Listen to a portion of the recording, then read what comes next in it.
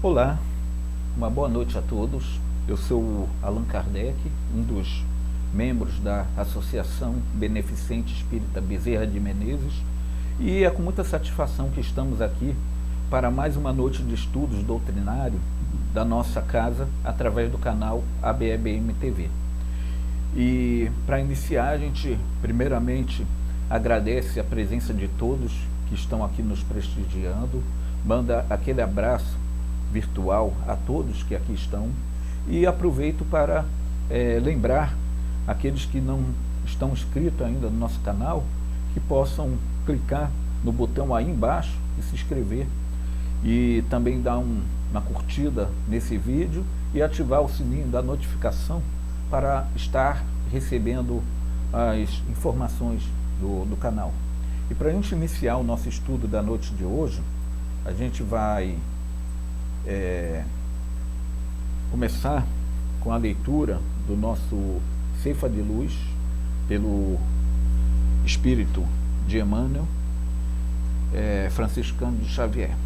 A lição é a lição 35, intitulada Ao Sol da Verdade.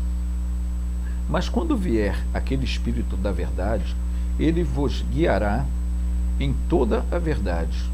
Foi dito por Jesus, está em João, capítulo 16, versículo 13. De que maneira vencerá o Espiritismo os obstáculos que se lhe agigantam à frente? Há companheiros que indagam: devemos disputar saliência política ou dominar a fortuna terrestre? Enquanto isso, outros enfatizam a ilusória necessidade da guerra verbal a greis ou pessoas. Dentro do assunto, no entanto, transcrevamos a questão 799 de O Livro dos Espíritos. Prudente e claro, Kardec formulou aos orientadores espirituais de sua obra a seguinte interrogação: de que maneira pode o Espiritismo contribuir para o progresso? E na lógica de sempre, eis que eles responderam: destruindo o materialismo, que é uma das chagas da sociedade. Ele faz com que os homens compreendam onde se encontram seus verdadeiros interesses, deixando a vida futura de estar velada pela dúvida. O homem perceberá melhor que por meio do presente lhe é dado preparar o seu futuro, abolindo os prejuízos da seita, castas e cores. Ensina aos homens a grande solidariedade que os há de unir como irmãos. Não nos iludamos com respeito às nossas tarefas. Somos todos chamados pela bênção do Cristo a fazer luz no mundo das consciências, a começar de nós mesmos, dissipando as trevas do materialismo ao clarão da verdade, não pelo espírito da força, mas pela força do espírito, a expressar em serviço, fraternidade, entendimento e educação. E assim, Jesus, nosso mestre, nosso guia e modelo, Deus, nosso Pai, Criador de tudo e de todos, espíritos superiores que nos assistem e nos acompanham nesse momento, Bezerra de Menezes, o patrono da casa ao qual o estudo está ligado, queremos agradecer por essa oportunidade e pedir-lhes as bênçãos necessárias para que possamos levar a cada lar aqui conectados conosco a palavra de consolo, a palavra de certeza, baseada nessa fé raciocinada que é a doutrina dos Espíritos. Fique conosco, hoje, agora e por todo sempre. Que assim seja, graças a Deus.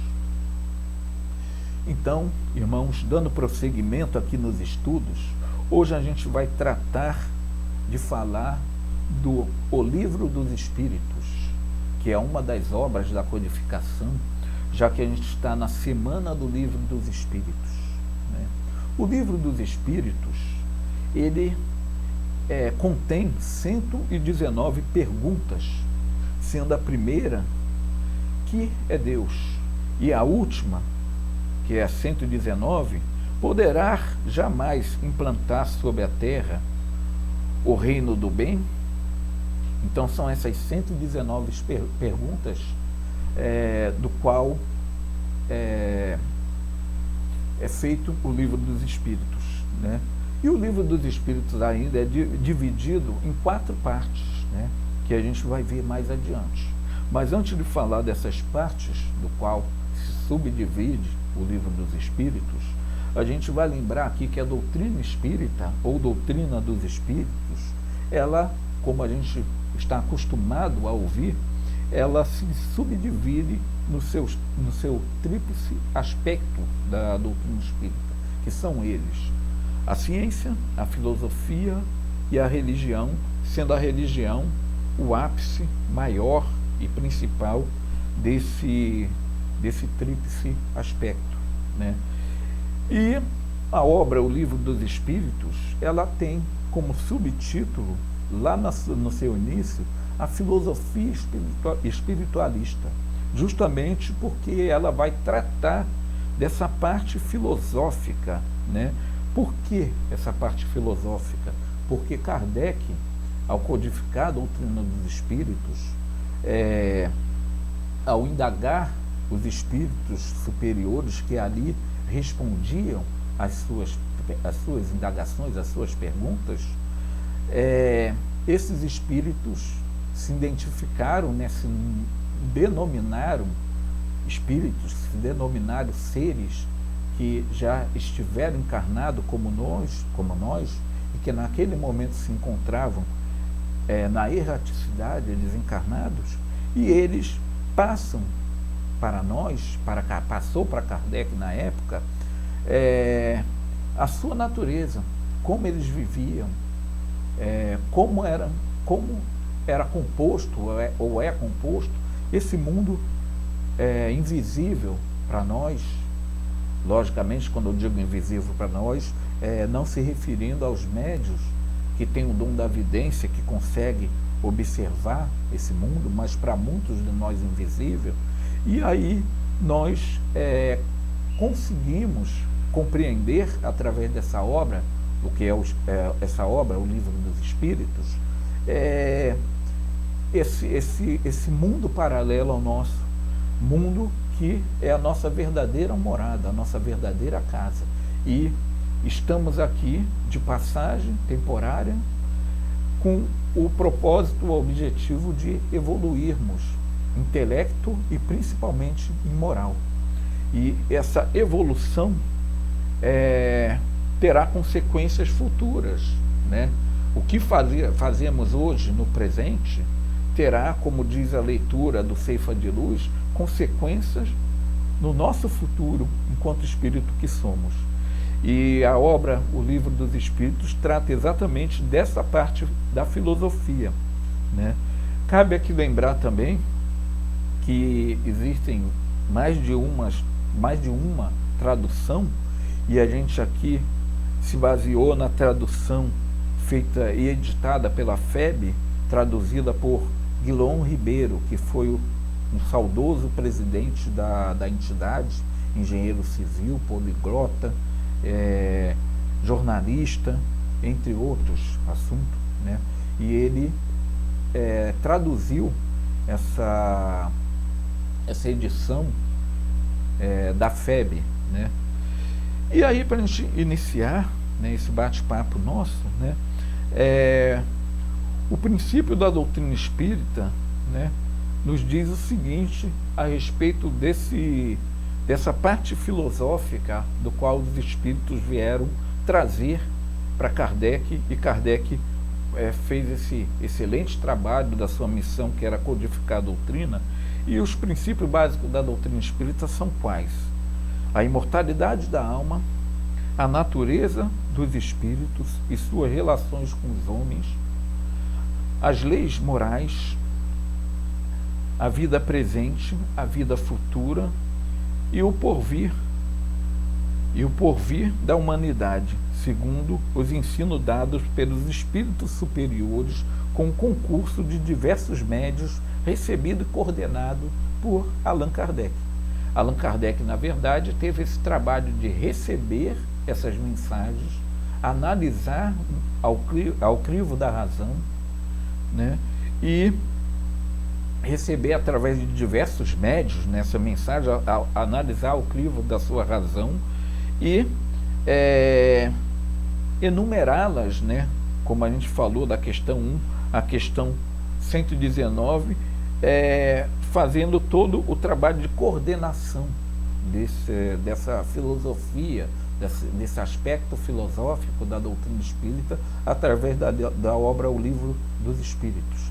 Então, não existe, para início de conversa, kardecismo, não existe doutrina kardecista, e Allan Kardec deixa claro isso lá no início da obra, até porque ele só foi o coordenador, o codificador.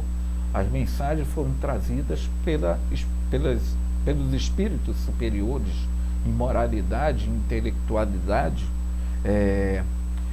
grau que um dia nós também iremos estamos concorrendo para isso, né? E Kardec só fez organizar esse trabalho.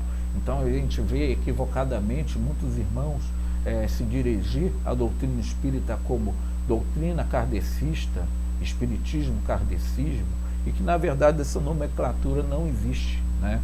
E sim doutrina dos espíritos, como Kardec dizia, ou doutrina espírita.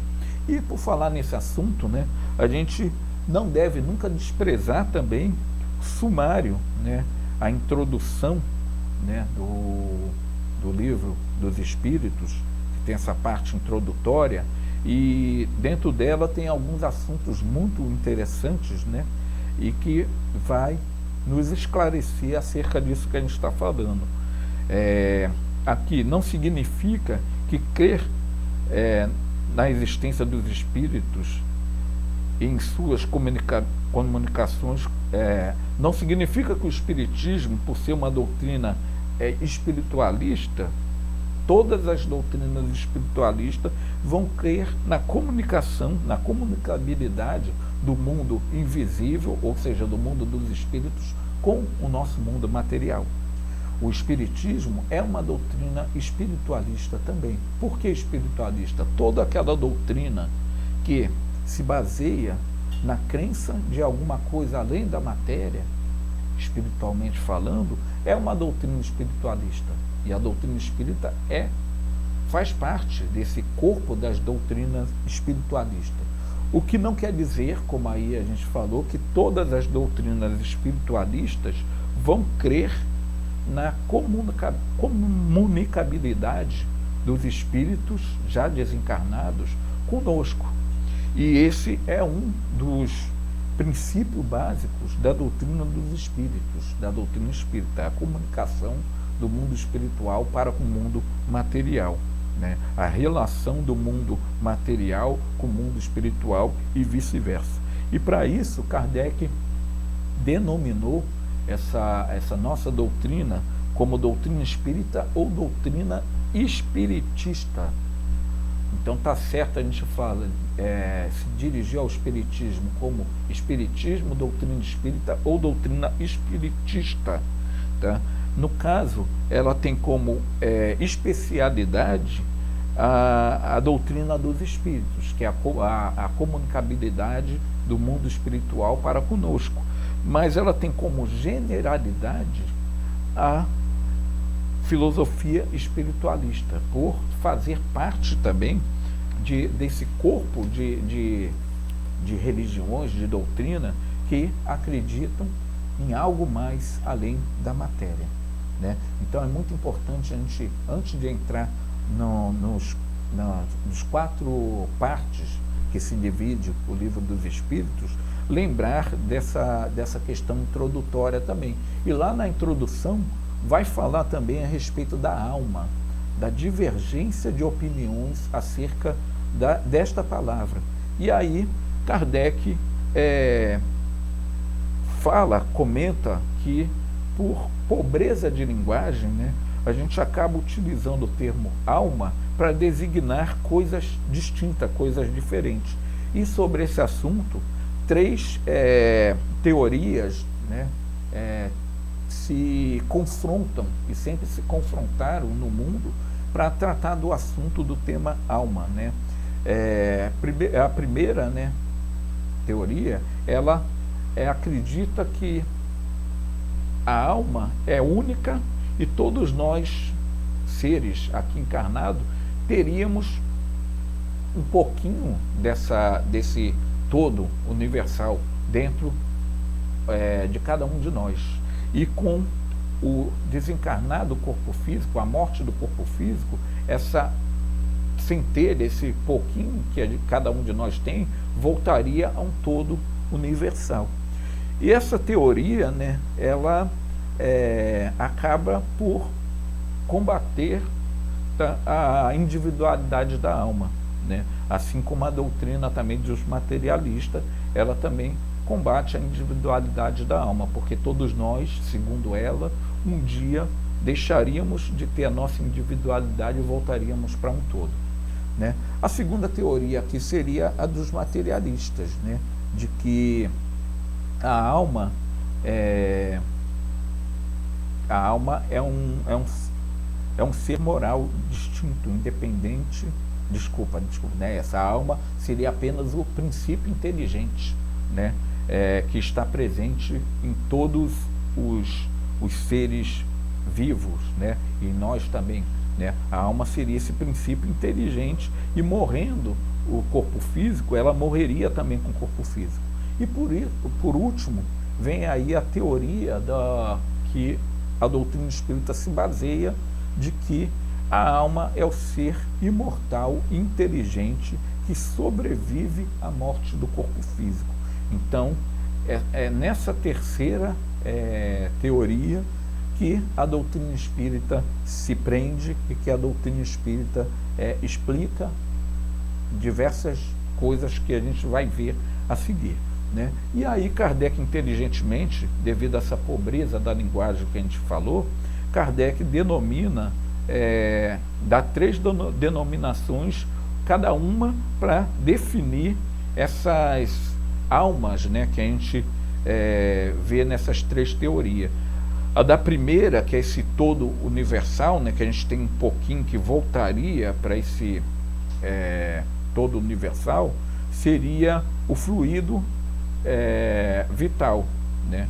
O fluido vital seria esse todo, o princípio vital, seria esse todo universal de que esse princípio espiritual, esse princípio vital, voltaria para esse todo, seria o fluido vital. Para esse fluido que dá esse, digamos assim, como eu posso dizer, anima todos os corpos físicos, dá esse princípio de vida, seria o princípio vital, né? E para o terceiro, a denominação que é a que o Espiritismo usa, que é o ser inteligente que habita o universo, seria, enfim, alma, né? Então Kardec dá essas três denominações, princípio vital, fluido vital e alma, para designar coisas diferentes, coisas distintas, e evitar essa confusão por dar uma mesma nomenclatura para designar coisas distintas, coisas diferentes, né? E aí a gente também aproveita aqui para tratar, né, falar um pouquinho do prolegômeno, né? Prolegômenos, né? Que é uma outra parte também após a introdução do Livro dos Espíritos. E o prolegômeno, ele vai tratar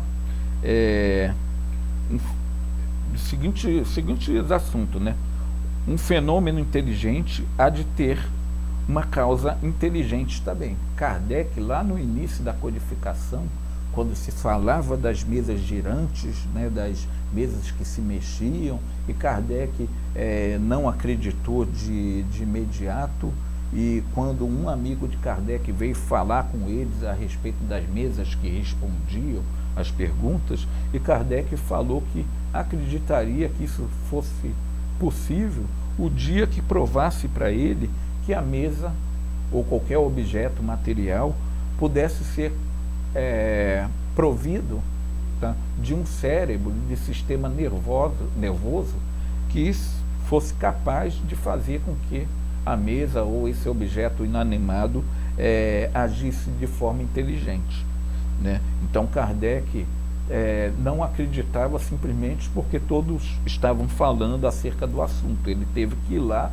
observar, estudar, e nisso que ele vai estudar ele consegue ver que nesse fenômeno, a princípio denominado mesas gerantes, tinha algo de mais sério a ser observado, a ser estudado, do que mera frivolidade, mera brincadeira, mero passatempo de alguns, né? Então é importante a gente ver também essa parte do Prolegômenos, né, do Livro dos Espíritos, que vai tratar justamente desse início, né, dos estudos da codificação da doutrina espírita, né? E aí, meus irmãos, a gente vai pular aqui para a parte que nos interessa diretamente, né, que são as subdivisões, né, do Livro dos Espíritos. E antes de entrar nela, lembrar que Jesus prometeu um consolador, né, para falar aos homens aquilo que na época ele só poderia falar por parábolas, porque os homens não estavam preparados para entender a mensagem por completo, né? E aí a doutrina espírita é esse consolador prometido por Jesus, visto que ela vem tirar o véu sobre os assuntos que Jesus veio trazer e que na época só poderia ser falado de uma forma simples, através de parábolas, porque nós não estávamos preparados a entender. E o Espiritismo vem cumprir esse papel do Consolador prometido, baseado nessa fé raciocinada. Não nos cabe mais a fé cega, acreditar por acreditar, porque um dogma diz que é assim e ponto final e acabou. Não nos cabe mais, né? Hoje em dia a gente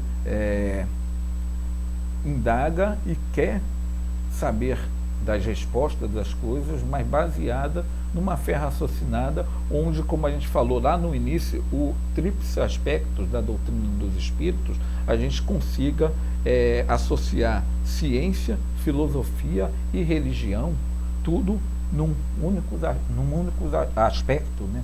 E aí a gente consegue refletir melhor sobre as coisas, né?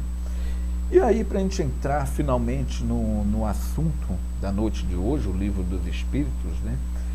Quando a gente vai estudar essa obra, que é uma das obras da codificação de Kardec, e ela é muito importante, ela se subdivide, além da introdução que a gente falou lá no início, além dos prolegômenos, né, que a gente também comentou aqui, que não deixem de ler quando for estudar a obra da codificação, quando for estudar o Livro dos Espíritos, porque às vezes as pessoas pulam, né, tanto a introdução quanto o prolegômenos, né, e lá tem assuntos de fundamental importância, principalmente para aqueles que estão adentrando ao estudo da doutrina espírita recentemente.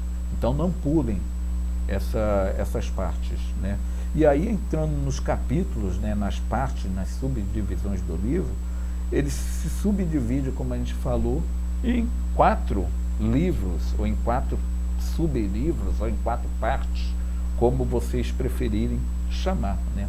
A primeira parte do Livro dos Espíritos é denominada das causas primárias, né? E nessa parte 1, vai se tratar primeiramente de Deus, tanto que a primeira pergunta do Livro dos Espíritos é: que é Deus? Não é quem é Deus e não é o que é Deus, e sim que é Deus. Porque quando a gente fala quem é Deus, a gente estaria dando a Deus atributos humanos, como se Deus fosse um de nós, estivesse entre nós em carne e osso. Então, por isso que não é quem é Deus, e nem o que é Deus, como se Deus fosse algum objeto também material, palpável, estudado, como a gente falou lá no início do nosso bate-papo. A gente falou da doutrina científica positivista, lá no início do século XX, no final do século XIX, quando começou a codificação kardeciana. Então, se a gente se referisse a Deus como o que é Deus, a gente estaria dando a Deus também características, atributos materiais, palpáveis, né? Então, o mais sensato, como está na obra da codificação, é que é Deus, né? E aí vai se falar de todos os atributos da divindade nesse primeiro capítulo, que eu não vou entrar em detalhes, porque é um estudo para assunto para outro estudo mais aprofundado, mais detalhado. Além dos atributos da divindade, nesse primeiro capítulo, intitulado Das Causas Primárias, vão ser trabalhados também os elementos gerais do universo. E aí, lá no início, que a gente falou de 3 sistemas que se confrontam, né? E aí acabam se utilizando a palavra alma, mas para designar coisas diferentes. A gente tratou disso lá no início. E nessa segunda parte, no segundo item, né, da primeira parte, vai tratar os elementos gerais do universo, né? De onde surgiu tudo, né? Esse elemento primário que a gente chama, que Kardec chamou de fluido universal, ou fluido cósmico universal, de onde provém tudo que existe, que é matéria, né? Seja matéria densa, ou seja uma matéria quintessenciada, tudo provém desse fluido universal, né? Vai tratar da criação, né? Que nós fomos criados simples e ignorantes, vai se passar pelo reino mineral, reino vegetal, reino animal, até se chegar ao reino hominal. E daí toda a nossa busca da evolução. Então, nessa parte da criação vai se tratar disso também. E por final, nesse primeiro capítulo, vai tratar também do princípio vital, que todos os seres orgânicos, né, possuem esse princípio vital que difere do espírito. É o que dá aquela princípio da vida orgânica a todos os seres orgânicos, né? E os seres inorgânicos não possuem esse princípio vital, né? E aí vai se tratar desse assunto, da questão do instinto, da questão da inteligência, né? Do raciocínio. Tudo isso vai ser tratado nessa primeira parte do Livro dos Espíritos, denominado Causas Primárias. A segunda parte, o segundo livro, ele vai tratar, né, do mundo espiritual ou mundo dos espíritos, né? Vai se falar de como são os espíritos, como eles vivem. Vai se falar da encarnação, que é a primeira vinda nossa ao mundo da carne, da desencarnação, para muitos chamados de morte, né? Da reencarnação, que é as sucessivas vidas, né, nossa no mundo como ser encarnado, né? Vai falar da vida na erraticidade, que é esse espaço de tempo entre uma encarnação e outra. Vai tratar também da emancipação da alma, que são os fenômenos da emancipação, entre eles o sono, o sonambulismo, tá? A emancipação que nós chamamos de desdobramento, né? E, ou seja, essa parte vai tratar desse assunto, né?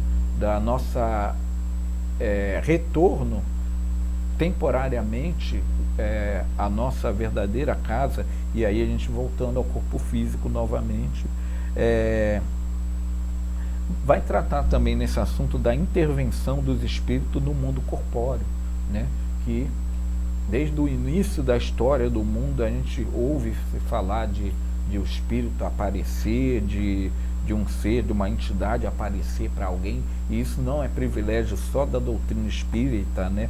Tanto que no catolicismo tem aquela história dos jovens que viram a imagem de Nossa Senhora de Fátima, ou seja, sempre, desde que o mundo é mundo, sempre se falou das aparições, e esse capítulo vai tratar também dessa intervenção do mundo dos espíritos no mundo do encarnado. E vai falar também, por fim, dos 3 reinos, né? Do reino mineral, do reino vegetal, do reino animal, e aí também nós, homens, separando num outro reino, por mais que a ciência fala que nós somos animais também, só que racional, e aí, por sermos dotados desse raciocínio, né, aí se fala também do reino hominal, né, e vai se fazer uma diferença também da doutrina espírita para a mentempsicose, né, que é aquela doutrina que acredita que o homem pode encarnar em corpo de um animal, e a doutrina espírita mostra que isso não é possível. Então esse capítulo também vai falar um pouquinho disso. O 3º capítulo vai falar das leis morais, né, que são 10 no total: a lei de adoração, a lei de trabalho, a lei da reprodução, a lei da conservação, a lei da destruição, lei da sociedade, lei do progresso, lei da igualdade, lei da liberdade, lei de justiça, amor e caridade. E aí vai se falar da perfeição moral que a gente alcança ou visa alcançar seguindo o máximo as leis morais, né?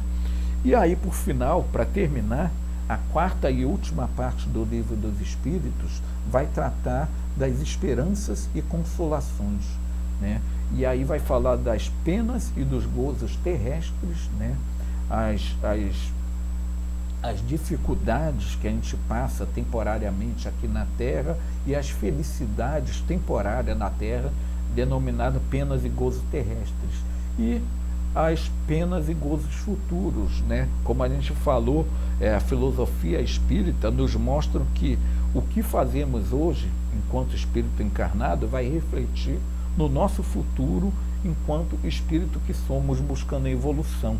E aí, quando agimos com o nosso livre-arbítrio, mas de uma forma equivocada, de uma forma ruim, arcaremos com as penas, que é baseada na lei de causas e efeitos, né? E os gozos futuros também, se a gente agir com o nosso livre-arbítrio no bem, na caridade, no amor ao próximo, a Deus acima de tudo, a gente vai ter vai ter a nossa vida futura baseada nos gozos futuros também, que é a felicidade em si, se sentir bem por estar agindo conforme a moral cristã, conforme a lei, as leis divinas, as leis naturais, que nessa obra a gente vai estudar também.